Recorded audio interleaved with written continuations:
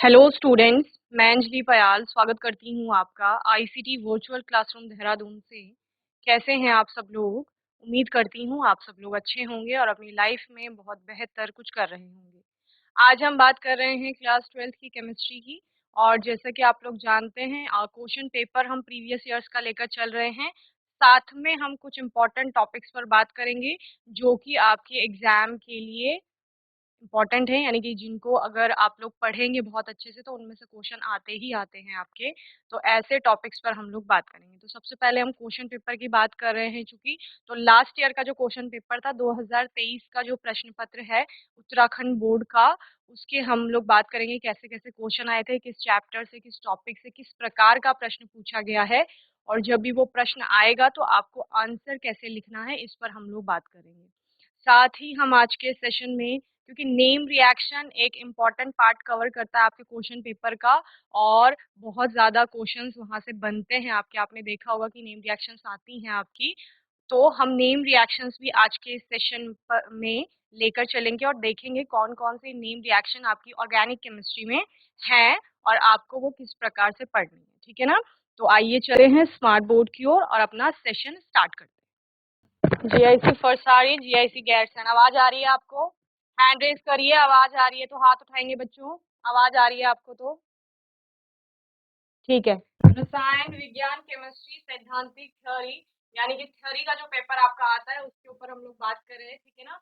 तो question paper, maximum marks, निर्देश आपको क्या क्या मिलते हैं, ये सब आपके क्वेश्चन पेपर में लिखे हुए रहते हैं। तो सबसे पहला काम क्या है आपका, जितने भी आपके डायरेक्शंस हैं, निर्देश हैं, जो भी आपके क्वेश्चन पेपर में लिखे जाता है उनको बहुत अच्छे से आप लोग रीड करेंगे।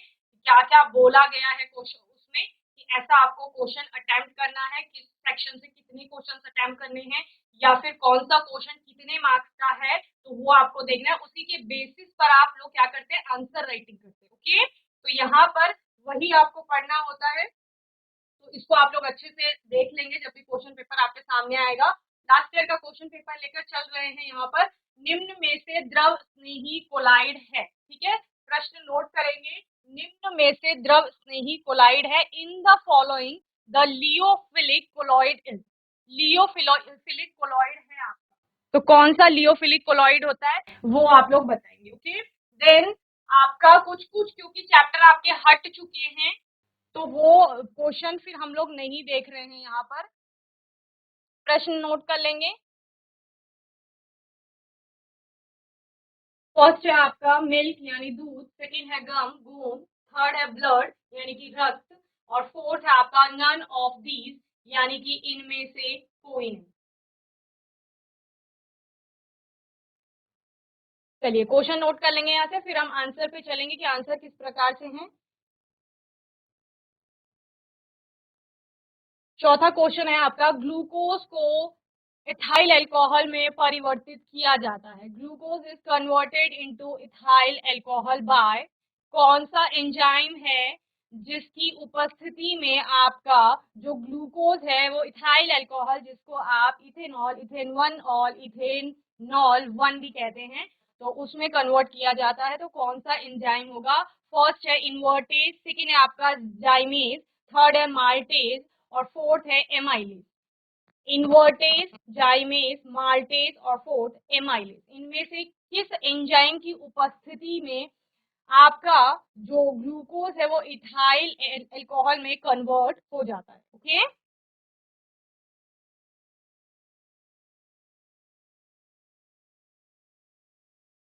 चलिए नेक्स्ट है आपका, निम्न में से कौन फेहलिंग विलयन को अपचयित करता है? फर्स्ट है एसिटिक एसिड, सेकंड है benzoic acid, third one is oxalic acid, and fourth है आपका फॉर्मिक एसिड। इनमें से कौन सा आपका फेहलिंग विलयन को अपचयित करता है? Which of the following reduces Fehling solution?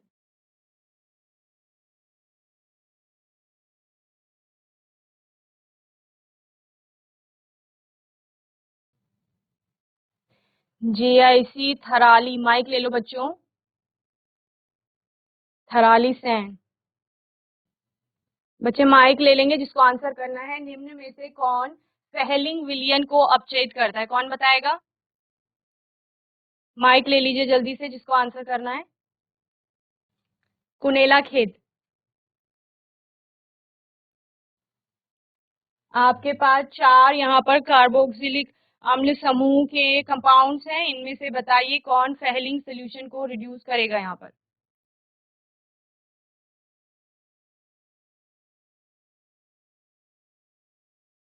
Good morning, क्या मैम नाम है आपका? Right answer is ma'am Ayush. Ayush, थोड़ा लेफ्ट आएंगे अपने। यस, कौन सा ऑप्शन करेक्ट है? मैम ऑप्शन सेकंड करेक्ट है। Option second, benzoic acid. Okay, चलिए, वेरी गुड, सिट डाउन। कोई और आंसर करेगा? चलिए, तो अभी हम इस क्वेश्चन पे भी बात करेंगे, पहले हम पूरा क्वेश्चन पेपर देख लेते हैं। ओके, कोई किसी और को आंसर करना है? कुनेला खेत। यस, क्या नाम है फॉर्मिक आपका? Acid. Prachi Bisht. Prachi, very good Prachi, formic acid. कोई मुझे ये सिट डाउन बच्चे, कोई मुझे ये बताएगा कि फेलिंग सोल्यूशन रिड्यूस कर रहा है फॉर्मिक एसिड को या बेंजोइक एसिड को, या फिर जो भी आपका आंसर है उसके पीछे का जो उसका रीजन है वो क्या है, यानी फेलिंग सोल्यूशन को आप पढ़ कर आ रहे थे, बताओ। फेलिंग सोल्यूशन रिड्यूस कर रहा था और कौन से कंपाउंड्स को कर रहा था रिड्यूस, जिनके बारे में आप पढ़ रहे थे, क्योंकि एसिड तो यहाँ पर चारों ही है। ठीक है, ऑप्शन आपका कोई एक करेक्ट होगा, दैट मीन्स कि फेलिंग सोल्यूशन एसिड को तो रिड्यूस नहीं कर रहा है। तो कौन से टाइप की, किस फंक्शनल ग्रुप में आपने ये पढ़ा, किस चैप्टर में आपने फेलिंग सोल्यूशन के बारे में पढ़ा, बताइए। एनीवन? यस, एल्डिहाइड और कीटोन्स वाले चैप्टर में पढ़ा था। उसमें था कि यस, फेलिंग सॉल्यूशन एल्डिहाइड के साथ क्रिया करके भूरे रंग का अवक्षेप प्रदान करता है, और जबकि वेरी कीटोन के गुड। साथ ही क्रिया नहीं करता है। ओके, चलिए, वेरी गुड। तो आपने बताया कि फेलिंग सोल्यूशन को, जो कि करेक्ट बताया, एल्डिहाइड में। जब लैब का सेशन हमारा चल रहा था, मैंने आपको वहां पर भी बताया था, जब एल्डिहाइड की हम पहचान कर रहे थे या कार्बोनिल कंपाउंड के बारे में हम लोग पढ़ रहे थे वहां पर, तो वहां पर एल्डिहाइड के केस में हमने लिया था फेलिंग ए और फेलिंग बी, दो सोल्यूशंस लिए थे, दोनों को हमने मिक्स किया था, और जिसके बाद हम देख रहे थे कि वहां पर उसका कन्फर्मेटरी टेस्ट हम लोग लगा रहे थे, और इस प्रकार से, ठीक है ना। तो अभी जो चारों में से आपका ऑप्शन करेक्ट होगा वो हम लोग अभी देखेंगे, ठीक है ना। देन फॉर्मिक एसिड, क्योंकि इसमें क्या है, इसको क्या कहा जाता है, आपको मिथेनोइक एसिड भी कहा जाता है, तो CHO यानी एल्डिहाइड की तरह इसमें एक फंक्शनल ग्रुप आपको देखने को मिलेगा, तो यहाँ पर उसी की हम लोग बात करेंगे। ओके, चलिए। देन मोलल विलयन वह है जिसमें विलेय के 1 मोल घुले रहते हैं विलायक के 1000 ग्राम में, 1 लीटर विलयन में, 1 लीटर विलायक में विलयन के 22.4 लीटर में।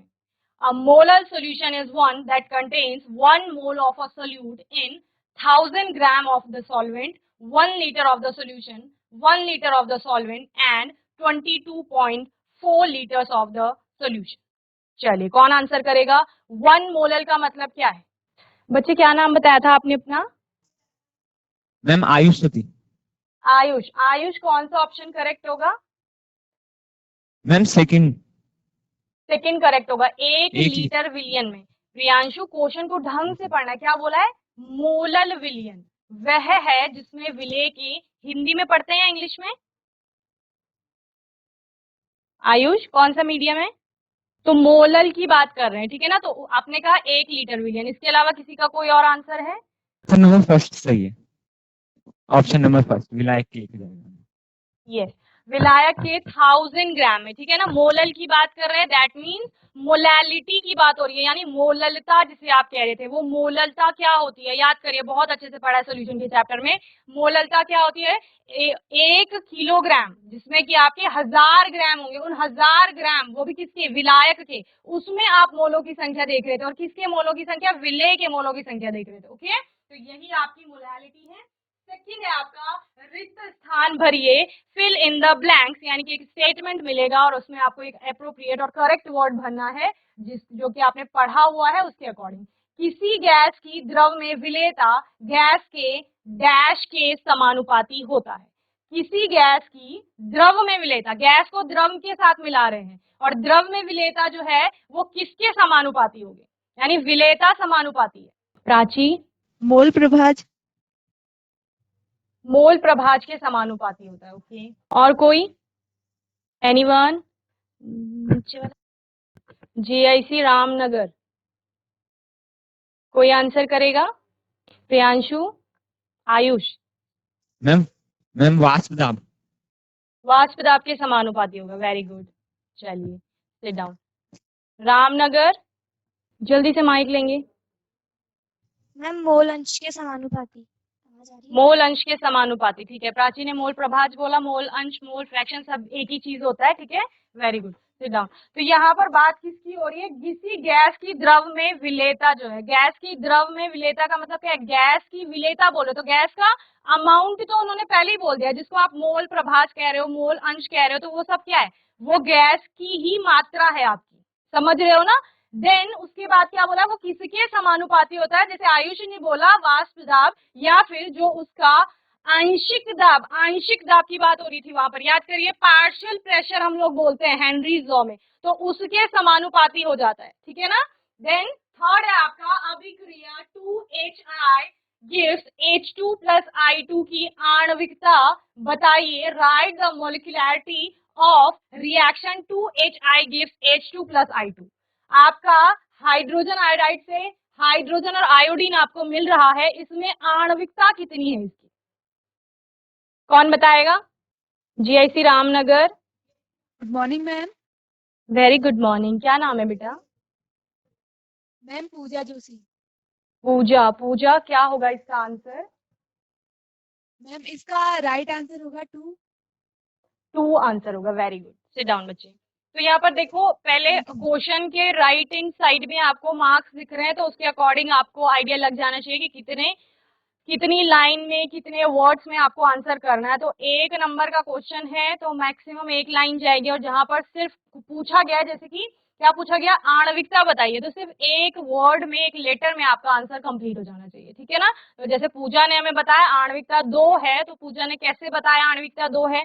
कोई मुझे एक्सप्लेन करेगा आणविकता क्या होता है? मॉलिक्यूलरिटी जिसे आप कह रहे हो, वो क्या होता है किसी भी रिएक्शन के लिए? अणु कुल भाग ले रहे। हाँ जी, मैम अभिक्रिया में भाग लेने वाले कुल अणुओं की संख्या को आणविकता कहते हैं। ठीक है, वेरी गुड। और अभिक्रिया में कौन भाग लेते हैं? कौन बताएगा? मैम आई अभिकार सिट डाउन। अभिकारक। अभिकारक, वेरी गुड। अभिकारक भाग लेते हैं। तो यानी जो हमें पूजा ने बोला 2 इसकी आणविकता है, और आयुष हमें बता रहे हैं कि वो 2 आणविकता का मतलब क्या है कि 2 उसके मॉलिक्यूल या 2 अणु उसके वहां पर पार्टिसिपेट कर रहे हैं। तो वो 2 आपको कहाँ दिख रहा है? हाइड्रोजन आयोडाइड के आगे जो 2 लिखा है वो बता रहा है कि यहाँ पर 2 मॉलिक्यूल है उसके। अलग अलग मॉलिक्यूल भी हो सकते हैं, लेकिन अभिकारकों के, जो मैंने आपको बताया, जब भी केमिकल रिएक्शन लिखी जाती है उसमें एरो के लेफ्ट हैंड साइड में जो हैं, जो पार्टिसिपेट कर रहे हैं किसी रिएक्शन में, वो सभी क्या है? आपके रिएक्टेंट्स हैं, यानी कि अभिकारक है। तो उन अभिकारकों के कुल अणुओं की जो संख्या है वही उसकी आणविकता है। तो 2 क्योंकि वो यहाँ पर है, इसलिए क्या कहा गया कि उसकी आणविकता 2 हो गई। O3 एक प्रबल ऑक्सीकारक की तरह क्रिया क्यों करती है, ये आपको बताना है। O3 आपका क्या है, मुझे ये बताइए। और ये प्रबल ऑक्सीकारक, पावरफुल ऑक्सीडाइजिंग एजेंट की तरह काम क्यों कर रहा है? चलिए, कोई और आंसर करेगा? चलिए, तो O3 एक प्रबल ऑक्सीकारक की तरह क्रिया क्यों करती है? O3 का डिसोसिएशन होता है, आपका डिकम्पोजिशन होता है, वहां पर आपका O2 और एक ऑक्सीजन निकलता है, ठीक है ना। तो वो ऑक्सीजन, ऑक्सीडाइजिंग एजेंट क्या होते हैं? अपने आप में ऑक्सीजन देते हैं, जहां पर ऐसे आप पढ़ते हो। तो वही काम यहाँ पर O3 का होता है। O3 यानी ओजोन की बात कर रहे हैं, ठीक है ना। तो इसीलिए उसको क्या कहा जा रहा है? प्रबल ऑक्सीकारक कहा जा रहा है। K4FeCN6 में Fe की ऑक्सीकरण संख्या क्या होती है? ऑक्सीडेशन नंबर आपको जहां पर भी निकालना है, ये वाले सारे क्वेश्चन आप अच्छे से अटेम्प्ट कर लेंगे, ठीक है, और घर में प्रैक्टिस करेंगे इनकी बहुत अच्छे से। K4FeCN6 में Fe की ऑक्सीकरण संख्या 6 होगी। 6 होगी, ओके। चलिए, सिट डाउन। इसको आप लोग सभी सॉल्व करेंगे, अभी मैं आपको आंसर पूरा बता दूंगी इसका। देन एल्डोल कंडेंसेशन क्या होती है, ये आपका नेम रिएक्शन में आएगा। बेंजीन डायजोनियम क्लोराइड से क्लोरोबेंजीन कैसे बनाई जाती है? इसमें आपको केवल रासायनिक अभिक्रिया लिखनी है। तरपाली सैंड, एल्डोल कंडेंसेशन क्या है? मुझे बताइए, आप लोग हैंड रेज करके बताइए। आपके पास प्रीवियस ईयर का क्वेश्चन पेपर है? सभी के पास क्वेश्चन पेपर है प्रीवियस ईयर का 2023 का जो प्रश्न पत्र है वो है आपके पास? हाथ उठाइए अगर है तो। चलिए, तो इससे आप लोग क्वेश्चंस जो जो मैं बता रही हूँ उनको आप साथ साथ नोट करते जाएंगे। ओके, क्वेश्चंस नोट कर लेंगे क्या क्या आया है। नेक्स्ट आपका फेराडे के विद्युत अपघटन के नियम लिखिए। फेराडे के विद्युत अपघटन के नियम लिखिए। चलिए, तो ये क्वेश्चन पेपर का एक पार्ट था आपका, जहां पर आपने एक एक नंबर के क्वेश्चंस देखे, 2 नंबर का आपने यहाँ पर एक क्वेश्चन देखा। अभी हम क्या करते हैं, इन्हीं के आंसर्स को थोड़ा अच्छे से समझते हैं कि क्या क्या उन टॉपिक से रिलेटेड और क्वेश्चंस बन सकते हैं। जो जो आपने अभी आंसर किए वो बहुत अच्छे से आप लोगों ने आंसर किए। साथ ही जैसे मैंने बोला था नेम रिएक्शन पे हम लोग आज चलेंगे, तो नेम रिएक्शन की बात भी हम यहाँ पर करेंगे। ओके, चलिए, तो इतने क्वेश्चन तो आपको समझ आ गए कि क्या क्या पूछा। लियोफिलिक कोलॉइड के बारे में पूछा गया था। द्रव स्नेही, द्रव विरागी, आपके 2 कोलॉइड्स होते हैं, यानी कोलाइड की बात कर रहे हैं कि कोलाइड क्या है आपका।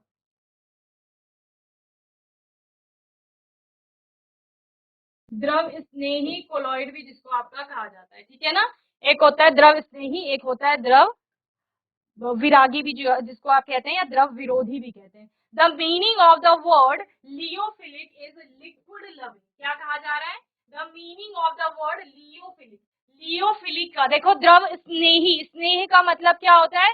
किसी से प्रेम करना, किसी को पसंद करना, अट्रैक्ट होना किसी की तरफ। और जब हम यहाँ पर पढ़ रहे हैं, हम कोलॉइड को पढ़ रहे हैं, जिस पर हम सॉल्वेंट सोल्यूट की बात करते हैं, डिस्पर्जन मीडियम, डिस्पर्स फेज की बात करते हैं, तो उसी की बात कर रहे हैं। और सॉल्वेंट अट्रैक्टिंग, क्या कहा जा रहा है? जो सॉल्वेंट की तरह अट्रैक्ट होगा, सॉल्वेंट की तरफ अट्रैक्ट होगा तो क्या बनाएगा? एक कोलॉइड बनाएगा। That means these are colloids in which there is a strong interaction between the two phases. यानी आपका द्रव स्नेही कोलॉइड क्या हुआ बच्चे? द्रव स्नेही कोलॉइड एक ऐसा कोलॉइड है जहां पर दोनों फेज के बीच में, दोनों चरणों के बीच में एक बहुत अच्छा आकर्षण आपको देखने को मिलेगा। वही आपका क्या है? लियोफिलिक कोलॉइड है। Lyophilic colloids are those dispersions in which the dispersed phase exhibit a definite affinity for the medium and as a result extensive solvation of the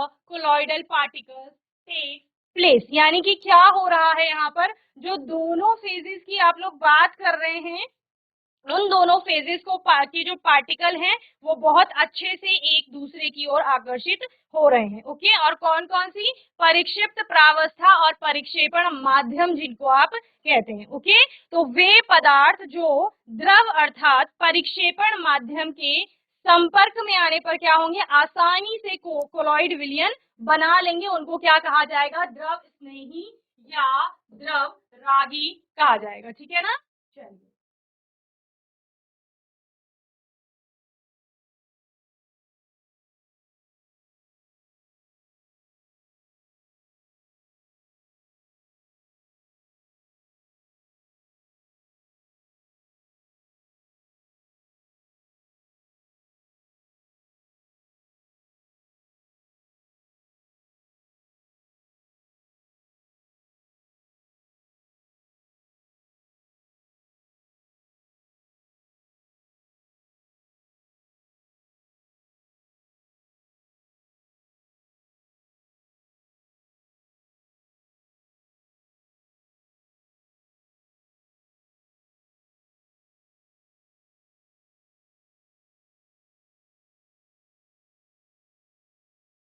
तो ये हो गया आपका द्रव स्नेही या लियोफिलिक जिसे आप कह रहे हैं। ठीक है ना, क्योंकि आप ऑलरेडी क्या कर चुके हैं, पढ़ चुके हैं, नोट्स आपने बना रखे होंगे, ऑफलाइन ऑनलाइन क्लासेस में बहुत सारे नोट्स प्रोवाइड करवाए गए होंगे।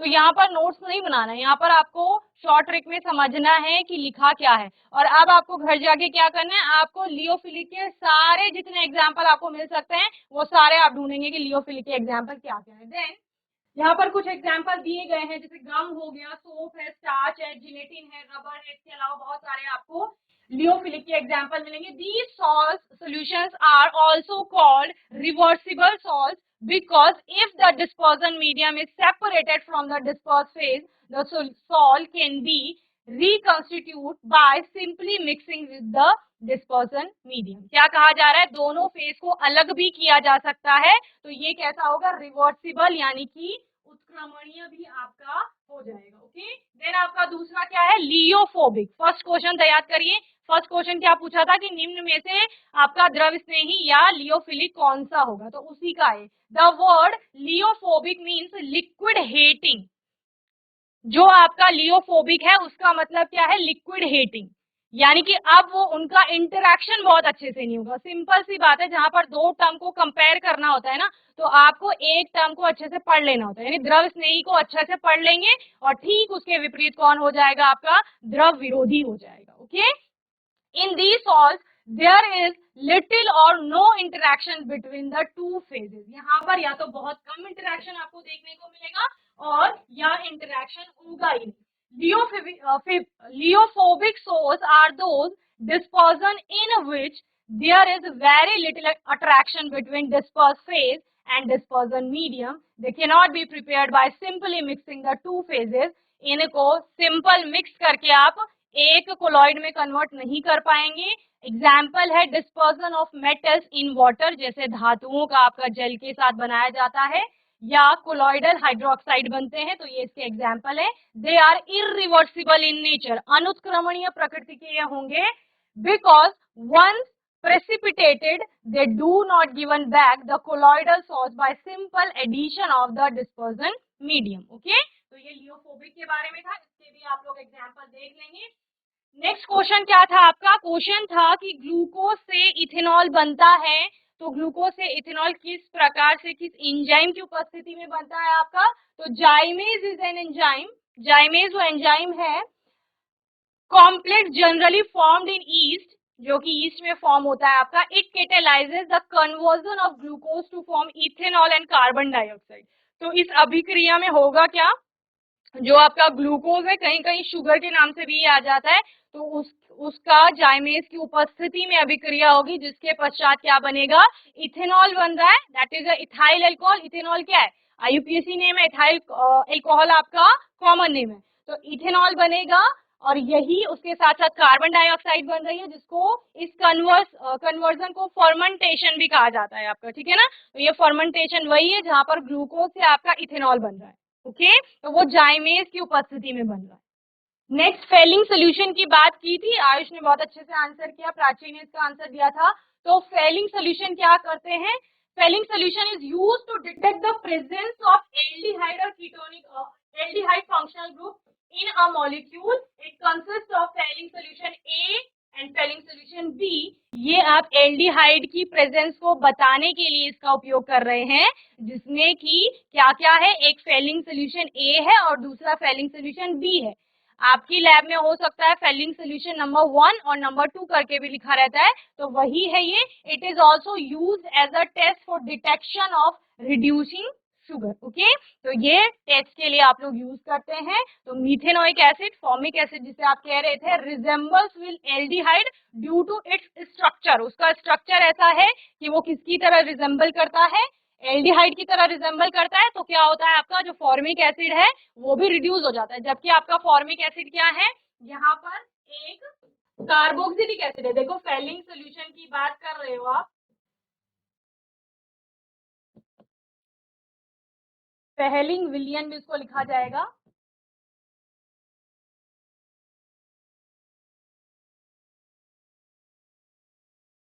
ये क्या कर रहा है, ये एल्डिहाइड को रिड्यूस कर रहा है, CHO, जहां पर आपको एल्डिहाइड दिखेगा, ठीक है। और आपका मिथेनोइक एसिड में क्या ग्रुप है, COOH, ये होता है मिथेनोइक एसिड, HCOOH। तो इस प्रकार से, क्योंकि यहाँ पर इस प्रकार का ग्रुप आपको देखने को मिलता है, ये रिजेंबल करता है वो थोड़ा एल्डिहाइड के साथ, इस वजह से क्या कर रहा है, वो फेलिंग रिड्यूस कर रहा है मिथेनोइक एसिड को भी, और जिसको आप क्या कहते हैं, फॉर्मिक एसिड भी कहते हैं, ठीक है। फॉर्मिक एसिड क्या हो गया, उसका कॉमन नेम हो गया methane 1 oic acid, methanoic acid, methane oic acid 1 आपका क्या है, उसका आईयूपीएसी नेम।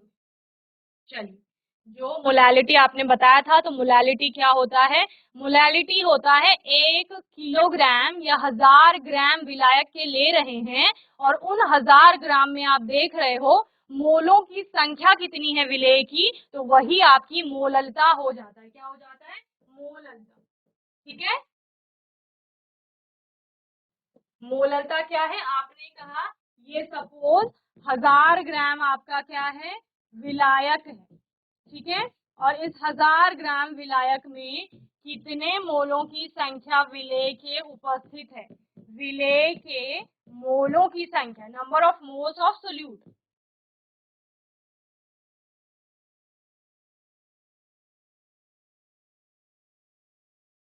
ठीक है, तो जब आपको ये बोलना होता है तो विलेय के मोलों की संख्या बटे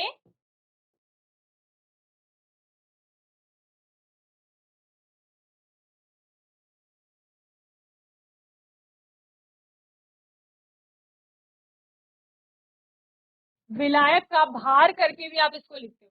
तो जब आप क्या कह रहे हो? आप कह रहे हो 1 मोलर सोल्यूशन क्या है? 1m आपका कब आएगा? ये मोलैलिटी आपकी 1 कब होगी?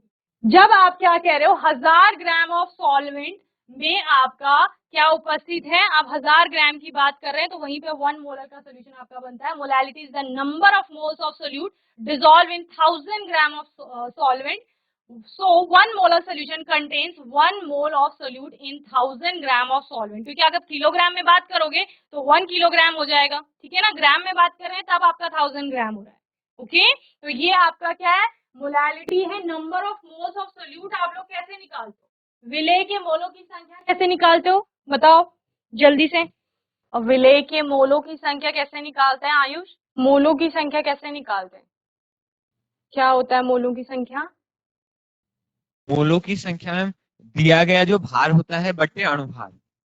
वेरी गुड, दिया विलेय गया के जो मोलों की भार होगा, सिद्धा, दिया गया जो भार होगा और बटे अणुभार। दिया गया भार यानी आपको बोल दिया है, सपोज आप नमक की बात कर रहे हो, आपको बोल दिया है कि 5 ग्राम आपको नमक दी गई है, तो वो दिया गया भार है 5 ग्राम। अब नमक क्या है? नमक आपका कॉमन सॉल्ट की बात कर रहे हैं आप लोग, NaCl है सपोज, तो NaCl का आप क्या निकाल लोगे? अणु भार निकालोगे। ठीक है ना, मॉलिक्यूलर मास, मॉलिक्यूलर वेट जिसे आप कह रहे हो वो आप निकाल लेंगे। तो आप क्या करेंगे? उस दिए गए भार को विभाजित करेंगे उसके अणु भार से, तो आपको मोलों की संख्या पता चल जाएगी वहां पर। तो विलेय के मोलों की संख्या क्या होगा? जो आपको क्वेश्चन में बताया गया होगा कि आपको इतने ग्राम ये सॉल्ट है, सोल्यूट है आपका कोई, वो दिया गया है और वो इतने ग्राम विलायक में घोला गया है। ठीक है, या इतने किलोग्राम विलायक में घोला गया है। तो आप क्या करोगे? पहले मोलों की संख्या की गणना करेंगे, फिर क्या करेंगे? मोलों की संख्या को रखेंगे इस फॉर्मूले में, साथ में विलायक के भार को रखेंगे और मोललता की गणना कर लेंगे। ओके, चलिए नेक्स्ट आपका हेनरीज लॉ, जहां पर बात की गई थी कि जो सॉल्युबिलिटी है गैस की वो किसके प्रोपोर्शनल है, किसके डायरेक्टली प्रोपोर्शनल है? तो वो प्रेशर के, या जिसको आप क्या बोलते हैं? Partial pressure. हेनरीज लॉ में देखो, जैसे हेनरीज लॉ को पढ़ने से पहले हमने लिया था एग्जाम्पल कोल्ड ड्रिंक की बोतल का। आपकी कोल्ड ड्रिंक की बोतल होती है, उसमें क्या होता है? आपने देखा होगा जैसे जिन कोल्ड ड्रिंक में आपको एकदम चटका सा लगता है ना पीने में, जैसे पीते हैं तो गले में एकदम गैस बनती है उसकी भयंकर वाली, तो वो क्या होती है? उनमें गैस सॉल्युबल होती है। गैस को विलेय किया जाता है, घोला जाता है, डिसॉल्व किया जाता है। तो डिसॉल्व कैसे किया जाएगा? आपने देखा होगा उनकी जो कैप होती है, जो ढक्कन होता है, लिड होता है, वो उसको टाइटली क्लोज किया जाता है। तो टाइट करने का मतलब क्या है? प्रेशर अप्लाई करना। तो जब आप कह रहे हो कि किसी केन में या किसी बॉटल में किसी ड्रिंक को रखा गया है, ये ड्रिंक है आपकी, इस ड्रिंक में वो टेस्ट के लिए उन्होंने क्या डाल दी है? गैस को डिसॉल्व कर दिया है, गैस को घोल दिया है वहां पर। और गैस उसमें तब रहेगी जब आप ऊपर से क्या लगा रहे हो? दबाव बना रहे हो, प्रेशर अप्लाई कर रहे हो। तो वो प्रेशर अप्लाई करने के लिए क्या कर रहे हैं? यहाँ पर इस लिड को, कैप को या ढक्कन को लगा रहे हैं और टाइटली। आपने देखा होगा जो ग्लास वाली बॉटल्स होती है ना, उनको ओपनर चाहिए होता है खोलने के लिए। तो क्यों? क्योंकि वो टाइटली सील रहती है, बंद रहती है। प्लास्टिक वाली जो कोल्ड ड्रिंक की बॉटल्स होती हैं उनमें देखा होगा आपने, वो सील बहुत अच्छे से की रहती है। तो जब आप उसको एक बार खोल देंगे तो उसके बाद क्या निकलती है बाहर? गैस निकलती है, और कभी कभी गैस के साथ साथ आपकी ड्रिंक भी बाहर गिर जाती है। फिर आपने क्या देखा? अगर आप उस कोल्ड ड्रिंक को, जिसका एक बार बॉटल का ढक्कन खुल गया है, कुछ समय के लिए ऐसे ही रख देंगे, 1 दिन 2 दिन 3 दिन, उसके बाद धीरे धीरे उससे टेस्ट खत्म होने लगता है गैस का। यानी अब वो वैसा चटका आपको नहीं लगता पीने में, जैसे फर्स्ट टाइम आपने ओपन करके पी थी ना तो बड़ा अच्छा टेस्ट आया था, वैसा नहीं आ रहा है। क्यों? क्योंकि धीरे धीरे प्रेशर कम हो रहा है। प्रेशर कम होगा तो ये गैस जो डिसॉल्व की जा रही थी ये बाहर निकल रही है, ये गैस बाहर निकल गई। और टेस्ट कौन दे रहा था? वो गैस ही दे रही थी। जो आपकी अलग अलग प्रकार की जो आपकी कोक होती है, जैसे फैंटा है, लिम्का, इन सब में वो गैस डाली जाती है और उस गैस का ही वो टेस्ट था। तो क्यों? क्योंकि हेनरीज लॉ सबने पढ़ा है, जो वो कोल्ड ड्रिंक बना रहे हैं उनको पता है हम गैस को कितने प्रेशर पर वहां पर डिसॉल्व कराएंगे। तो वही है, यानी कि जितनी ज्यादा मात्रा में, क्या बता रहे हैं, सॉल्युबिलिटी ऑफ गैस, गैस की विलेयता कब बढ़ेगी? जब आप उस पर जितना ज्यादा प्रेशर अप्लाई करोगे, इसीलिए प्रेशर अप्लाई किया जा रहा है। So the solubility of a gas in a liquid is directly proportional to the pressure of the gas above it. This is known as Henry's law, जो आपका यहाँ पर दिखाया गया है, जहाँ पे KH आपका क्या होता है, हेनरीज कांस्टेंट होता है, और X आपका क्या बताता है, मोल फ्रैक्शन, मोल प्रभाज जिसे आप कह रहे हो, या मोल अंश जिसे आप कह रहे हैं। ठीक है ना? चलिए नेक्स्ट, ये आणविकता के बारे में, जो मैंने आपको बता दिया था कि आणविकता क्या होती है। The molecularity of a chemical reaction is the sum of the number of reactant molecules taking part in a single step of the reaction.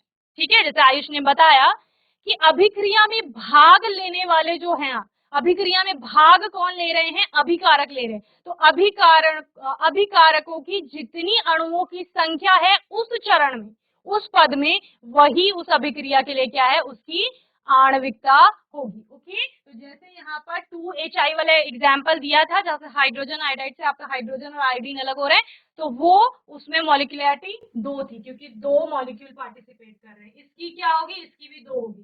PT आपका यहाँ ऊपर आएगा। ठीक है ना, रिएक्शन की इसकी भी क्या होगी? 2 होगी। यहाँ पर क्या होगी? यहाँ पर भी आपकी 2 हो जाएगी। क्यों? क्योंकि सब जगह आपके 2 मॉलिक्यूल पार्टिसिपेट कर रहे हैं। लास्ट वाला देखो H2 प्लस Cl2 है, क्या है? H2 plus Cl2। तो 1 मोल इसका है, 1 इसका है, टोटल कितने हो गए? 2। यहाँ पर तो डायरेक्ट लिखा ही है 2NH3। हमको देखना क्या है? हमको सिर्फ ये लेफ्ट हैंड साइड वाले देखने, ये लेफ्ट हैंड साइड में जो है ये देखने, यानी कि जो अभिकारक है उनके कुल अणुओं की संख्या की बात कर रहे हैं, वही क्या है? वही आपका आणविकता है। ओके, चलिए ओजोन की बात कर रहे थे। Under normal conditions ozone is a stable molecule. When ozone gets decomposed on heating, thermal decomposition हो रहा है, then an oxygen molecule and nascent oxygen are obtained. Decomposition reaction of ozone is given as, कैसे दी जाती है? आपका O3 से आपका क्या बन रहा है? O2 और O बन रहा है। ठीक है, इस प्रकार से। देन ऑक्सीडाइजिंग एजेंट क्या होते हैं? आपका पूछा गया था ना कि O3 आपका प्रबल ऑक्सीकारक क्यों है, प्रश्न ये था। ऑक्सीडाइजिंग एजेंट यानी कि ऑक्सीकारक कह रहे हो जिन्हें। Oxidizing agent are those compounds that can oxidize other compound by giving oxygen atom to the other compound। ये क्या करते हैं? ऑक्सीकारक आपका ऑक्सीजन देते हैं दूसरे को। ठीक है, ऑक्सीजन दे रहे हैं। Here the oxygen atom formed is very much reactive and can combine with the other compound very fast, hence ozone is very much reactive। यहाँ पर जो ऑक्सीजन आपकी बन रही है ना, उसके डिकम्पोजिशन के बाद वो क्या हो रही है? बहुत ज्यादा रिएक्टिव है, तो वो दूसरे से जुड़ने जा रही है, तो वो दूसरे को क्या कर रही है? ऑक्सीडाइज कर रही है। तो ऑक्सीडाइजिंग एजेंट की तरह बहुत अच्छे से काम करता है। ओके, चलिए ऑक्सीडेशन नंबर, ऑक्सीडेशन नंबर को हम पूरा समझेंगे एक सेशन में। अभी हम कुछ नेम रिएक्शन पे बात कर लेते हैं। Some important name reaction, name reaction आपकी आती है। क्या क्या नेम रिएक्शन है? सेंडमेयर है, गाटरमैन, फिंकलस्टीन, स्वार्ट्ज हो गया, Wurtz Fittig, Friedel Crafts alkylation, Friedel Crafts acylation, Reimer Tiemann, Kolbe's reaction, Rosenmund reduction, Stephan reaction, Itard reaction, Gartam and Koch reaction, Clemenson reduction, Wolff-Kissner reduction, Tollens test, Fehling test, aldol reaction, aldol condensation, cross-aldol condensation, Cannizzaro reaction, Kolbe electrolysis, Hell-Vollard-Zielinski reaction, HVZB जिसे कहा जाता है, Gabriel-Thalamide synthesis, Hoffman-Bromide degradation reaction, carbylamine reaction, Hinsberg test, coupling reaction. इनमें से बहुत सारी reactions को मैंने आपको जब मैं लैब में आपको प्रैक्टिकल बता रही थी तो वहां पर भी ये टेस्ट लगाए थे, जब हमने फंक्शनल ग्रुप डिटेक्ट किए थे ना उस समय पर। ठीक है, तो ये सारी आपकी नेम रिएक्शन है, नोट करना है इनको फिलहाल कि कौन कौन सी आपको पढ़नी है, या सीधे नेम रिएक्शन पे आए। नोट करेंगे, बोलो नोट कर रहे हैं तो हैंड रेज करिए। ठीक है, नोट कर लीजिए जल्दी से।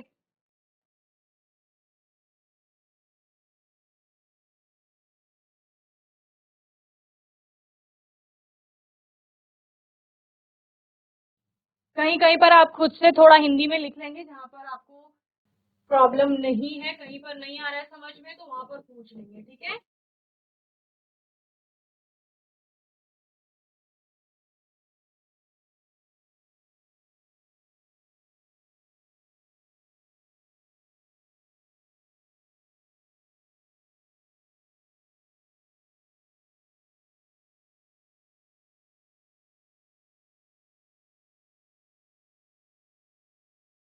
फ्रीडल क्राफ्ट की दोनों रिएक्शन अब एक साथ ही पढ़ते हैं।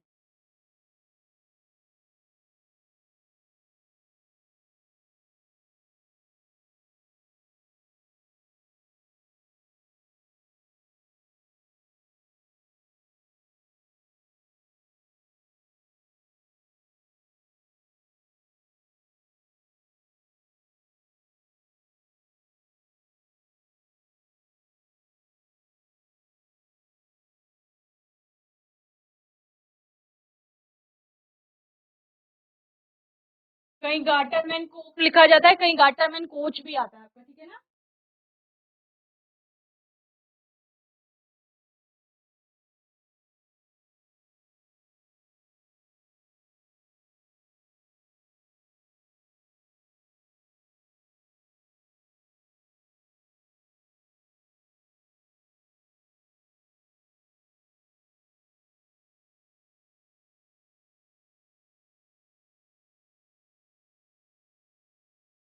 एल्डोल की आएंगी और क्रॉस एल्डोल।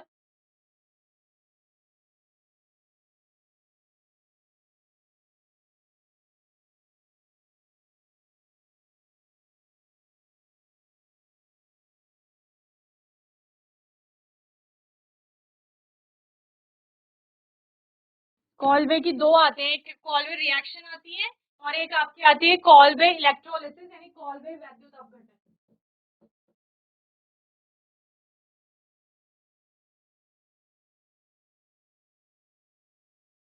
HV लिख लेंगे, गैब्रियल थैलेमाइड।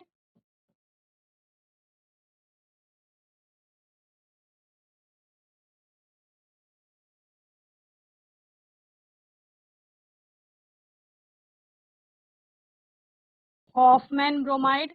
देखो रिएक्शन आपकी सारी इंपॉर्टेंट है।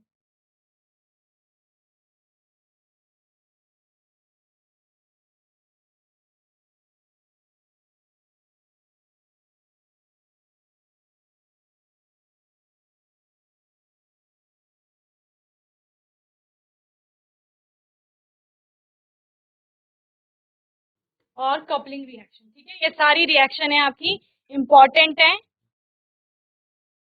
चलिए, नोट कर लिया आपने, हैंड रेज करिए, नोट कर लिया तो जल्दी से करेंगे नोट। आपकी बुक की है सेकंड पार्ट है ना जो ऑर्गेनिक केमिस्ट्री, उसी में है सारी रिएक्शन, तो आपको पता ही है।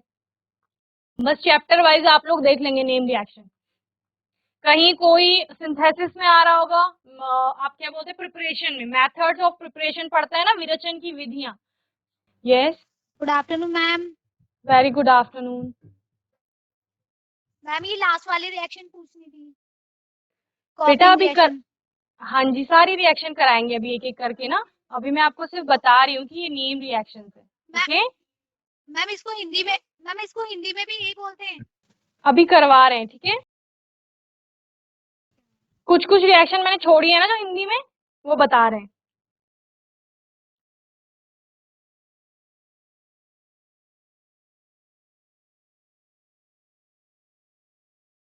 चलिए, कहीं कहीं ये कपलिंग के नाम से आएगी, कहीं युग्मन से आएगी। ओके, पहली रिएक्शन लेते हैं आपकी Finkelstein reaction. Okay, Finkelstein के नाम से ये रिएक्शन है, Finkelstein reaction.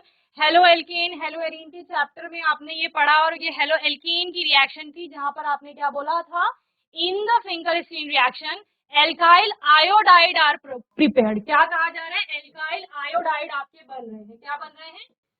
Alkyl iodide को बनाने की अभिक्रिया है, और किससे?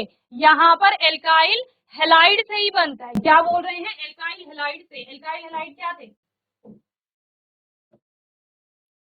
हेलो एल्केन भी जिनको आप कह रहे हो।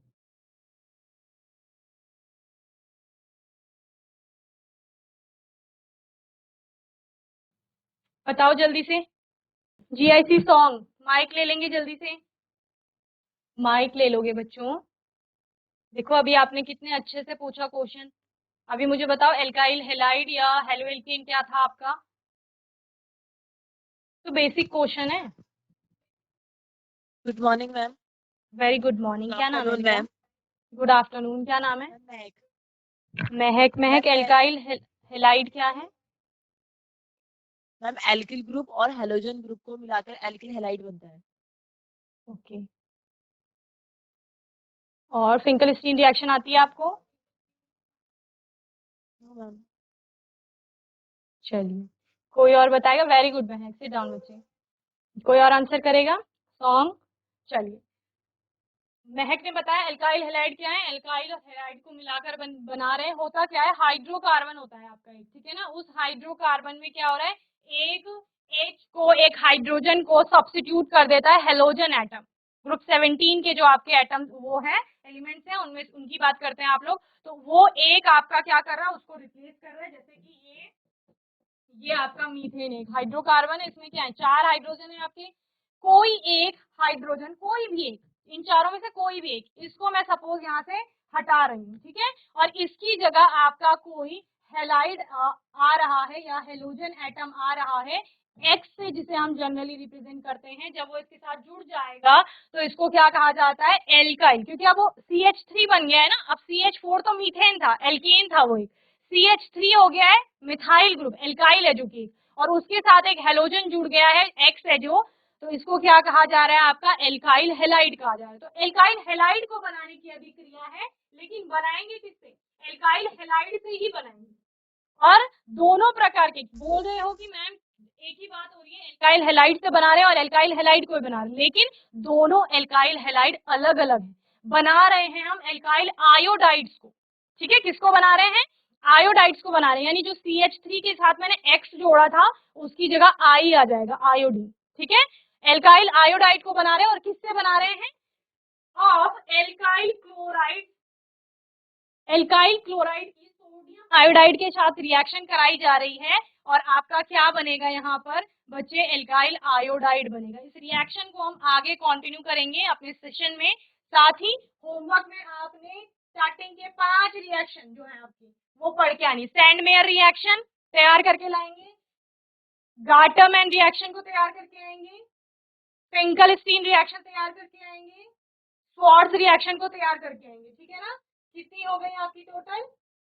4 रिएक्शन हो गई, और उसके बाद 5वीं रिएक्शन है वुड्स की, ओके। इसके अलावा भी कोई बच्चा अच्छे से तैयार, पढ़नी तो आपको सभी है, लेकिन होमवर्क में ये 5 रिएक्शन को आप अच्छे से पढ़ के आ जाएंगे, ओके। देन हम आगे कंटिन्यू करेंगे। तो आज के सेशन में हमने लास्ट ईयर का क्वेश्चन पेपर देखा, साथ ही हमने नेम रिएक्शन पे कुछ बात की। तो जो मैंने नेम रिएक्शन आपको होमवर्क के लिए दी है वो आपको तैयार करनी है। फिर आने वाले सेशन में हम सभी जितनी भी नेम रिएक्शन है उन पर बात करेंगे, और साथ ही अपने क्वेश्चन पेपर को आगे कंटिन्यू करेंगे, और बाकी के प्रीवियस ईयर्स के जो क्वेश्चन पेपर हैं उन पर भी बात करेंगे, ओके। तो यहाँ तक आज का सेशन सभी को समझ में आया होगा? समझ आया? बोलो, हैंड रेज करो समझ में आया तो, जितना भी समझ आया। ठीक है, वेरी गुड। तो इसको रिवाइज करेंगे घर में जा करके। बाकी आपका डाउट होगा, क्वेश्चन होगा तो आने वाले सेशन में आप लोग पूछ लेंगे, और तब तक के लिए ICT वर्चुअल क्लासरूम से जुड़ने के लिए धन्यवाद।